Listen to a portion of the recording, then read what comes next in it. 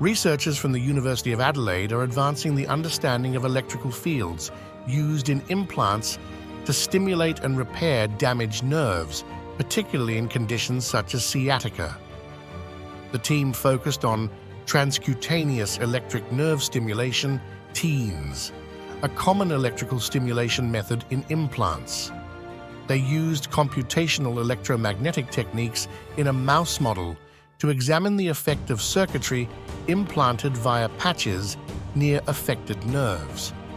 The results showed that the metallic circuitry, when irradiated with transcranial magnetic stimulation, TMS, acted as a focalizer for the electromagnetic signal, speeding up the process of repairing damaged neuronal material.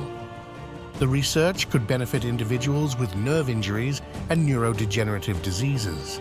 If you enjoyed this video, please give it a thumbs up and subscribe to my channel for more great content.